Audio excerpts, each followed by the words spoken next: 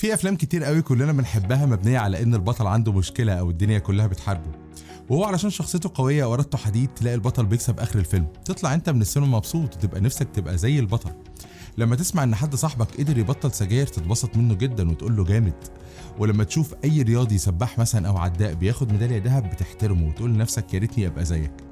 لو سالت اي حد ماشي في الشارع هي الناس دي نجحت ازاي، هيقول لك هم عندهم اراده. طيب هو يعني ايه اراده وايه اهميتها اصلا ان هي تبقى عندي، وازاي لو ارادتي ضعيفه ان انا اشتغل على نفسي واعليها؟ كل الاسئله دي هتلاقي اجابتها واحنا بنلخص كتاب ذا ويل باور، قوه الاراده.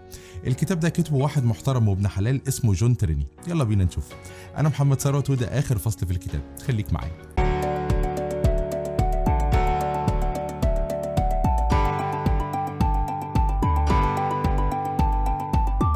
السلام عليكم. هو يعني ايه قوة إرادة؟ الإرادة مقسومة 2. أول حاجة إن أنت تجبر نفسك إن أنت تعمل حاجة أنت مش حاببها، والأمثلة في الحتة دي ملهاش نهاية، زي مثلا إن أنت تجبر نفسك إن أنت تذاكر ساعات طويلة، أو تتمرن كل يوم وتستحمل إن جسمك يوجعك. الحاجة التانية إن أنت تمنع نفسك عن حاجات أنت بتحبها، زي مثلا تبطل تاكل أكل بتحبه، توقف لعب بلاي ستيشن، أو تاخد قرار إن أنت تبطل سجاير. بالبلدي كده تعمل حاجة أنت مش حاببها، أو توقف نفسك عن حاجة أنت مش قادر تستغنى عنها.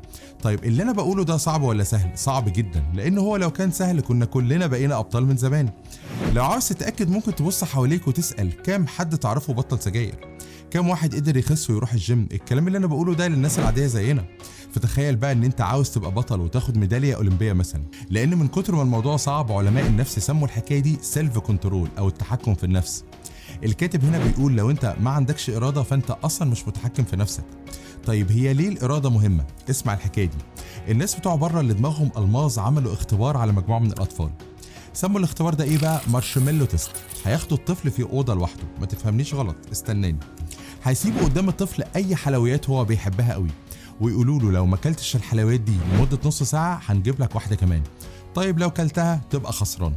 معظم الاطفال ما قدرتش يستحملوا اكله الحلويات، قليل منهم جدا اللي ما كلش وفضل صابر. طبعا وانت بتسمعني دلوقتي بتقول ايه الاختبار الفاشل ده؟ عاوز بس اقول لك ان الناس اللي صممت الاختبار ده فضلت متابعه الاطفال دي لمده 30 سنه علشان تعرف الاطفال دي لما كبرت عملوا ايه في حياتهم. النتيجه ان الاطفال اللي ما كلوش الحلويات طلعوا ناجحين جدا، بعكس اللي كلوا طلع معظمهم فاشل في حياته.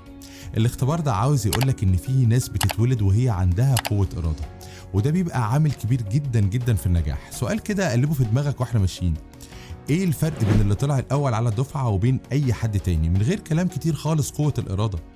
الاول ملتزم وعارف اللي وراه كويس، الاول ما عندوش وقت يضيعه، الاول باصص دايما على هدفه. حاجات كتير كده كلها نفسيه ملهاش اي علاقه لا بالذكاء ولا بالعبقريه. ولو قلت لي ان الفلوس او المستوى الاجتماعي ليهم عامل، فانا هقول لك ان معظم الناجحين في الدنيا كانت ناس كحيانه ومش لاقيين ياكلوا اصلا. كل ده كلام حلو جدا، يلا بينا بقى نحل. اول حاجه تعملها ان انت تشيل على قدك. تصدق ان دي اول نصيحه؟ خد المثال ده. صحيت النهارده الصبح، بصيت في المرايه، قلت لنفسك ايه ده؟ هو انا فاشل؟ انا لازم اتغير. طيب هتعمل ايه يا عم الناجح؟ هروح الجيم، هقرا كتب، هتعلم برمجه، هاكل كمان اكل صحي، بص هلعب مزيكا. كل حاجه صح انا هعملها. علماء النفس بيقولوا عن الناس اللي بتفكر كده ان هو وزع ارادته في اكتر من حته، عامل كده زي اللي بيحارب في اكتر من مكان، والنتيجه طبعا كلنا عارفينها، ان انت هتتهان في المعركه وهترجع كمان اسوأ من الاول. طيب اعمل ايه؟ ده سؤال الناس العاقلين. حط كل طاقتك في حته واحده بس واشتغل عليها بمنتهى القوه. ركز جدا على الحاجه دي واديلها كل وقتك، فكر فيها طول الوقت. هتعملها وهتبقى كمان شاطر فيها. حاجه كده كمان في طريقنا، ارادتك مش هتبقى تمام وتبقى قادر تعمل اللي انت عاوزه غير لما جسمك هو كمان يبقى تمام. يعني نومك كويس، بتاكل كويس، مركز كويس. مستحيل تكون مطبق يومين بتقفل لعبه على البلاي ستيشن وانا اجي اتكلم معاك على الاراده والنجاح. حتى لو انت عاوز فاكيد مش هتعرف. حاجه كمان كده غلط كلنا بنعملها، حياتك مليانه حاجات كتير قوي هري ملوش اي لازمه. طيب بتعمل ايه الحاجات دي في حياتك؟ بتضيع ارادتك وبتفرهدك وبتحرق وقتك على الفاضي. لان احنا زي ما اتفقنا الاراده دي عامله كده زي الجيش بتاعك، انت مقسم جيشك يحارب ليه في حتت ملهاش لازمه. ما تركز في المعركه الاساسيه. جزء من جيشك مركز في البلاي ستيشن، والجزء التاني بيقلب في الفيسبوك وانستجرام بالساعات. اكيد الكلام ده مش صح. ركز كل قوتك في حاجه انت محتاجها او على الاقل هيجي منها فايده. ما انت بتقلب في الموبايل بقالك كام سنه، ايه الجديد اللي حصل يعني؟ ولا اي حاجه. نسيب التقليب ونفكر في حاجه تانية تنفعنا. حاجه كمان مهمه، اختار وقت المعركة مظبوط، مثلا انت اخترت الجيم علشان تبدأ بيه، اكيد انت محتاج تختار الوقت المظبوط اللي تروح فيه الجيم، والوقت ده اكيد مش هيكون اخر اليوم بعد ما روحت تعبان من الكلية وبعد ما نزلت الكورس بتاعك ورجعت خلاص فاصل.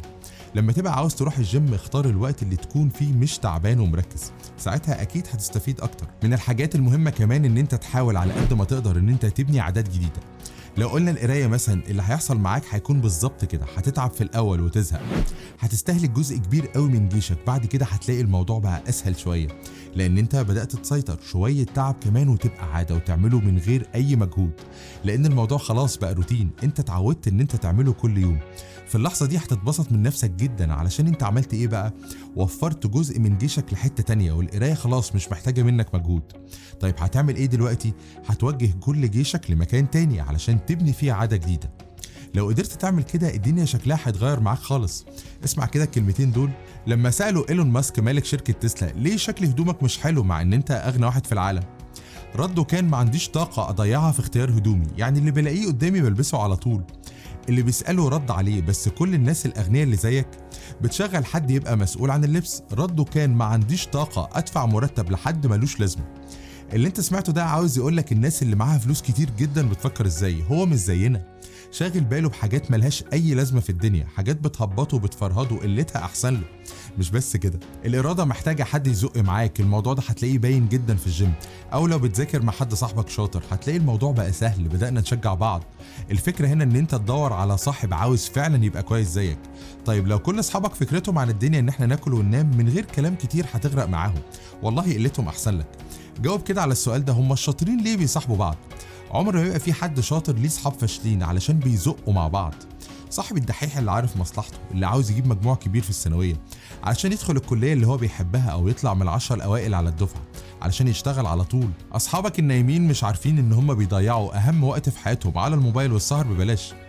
حاول كمان البيئه المحيطه بيك تبقى حلوه، تخيل كده ان انت عايش في بلد مفيش فيها اي مخالفات سواقه، وانت بقى برنس بتسوق بسرعه جدا ماشي براحتك على الاخر. اول ما تروح بلد تانية عندها قوانين والدنيا فيها مظبوطه تلاقي نفسك التزمت بنظام البلد. طب ليه الكلام ده؟ علشان انت مش عاوز تدفع غرامه. الغريبه بقى ان انت بعد 5 سنين لما ترجع بلدك تاني هتلاقي نفسك ملتزم بنفس السرعه اللي انت اتعودت عليها. طب هو كل ده ليه حصل؟ علشان انت اتعودت على الاحترام. هي دي البيئه الصح اللي انا بحكي لك عنها.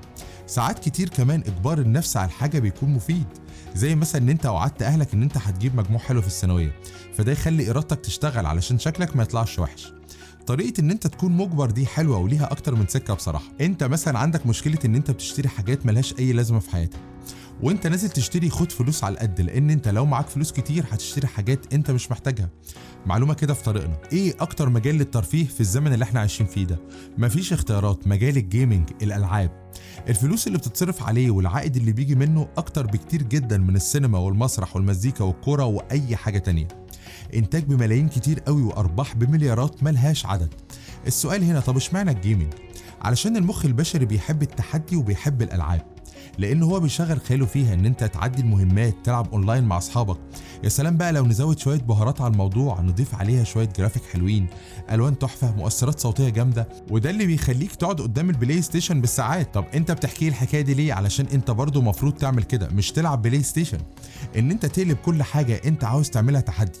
زي مثلا هذاكر وافهم واخلص ساعتين، هخلص كل الشغل اللي ورايا قبل ما اروح النهارده، هحفظ كل كلام الانجليزي الجديد في ساعه. التحدي هيسهلها عليك ومش هتحس خالص بالملل. خدها قاعده كده، مفيش حد بينجح من اول مره، الناجح ده فشل كتير قوي بس حاول تاني بص لقى نفسه نجح. اللي هيخليك تحاول وما تتكسرش هي الاراده. لو الحلقه عجبتك شرفني ان انت تشترك في القناه وكمان الجرس في طريقك علشان الجديد. انا محمد ثروت وده اخر فصل في الكتاب، اشوفك بكره احسن من النهارده.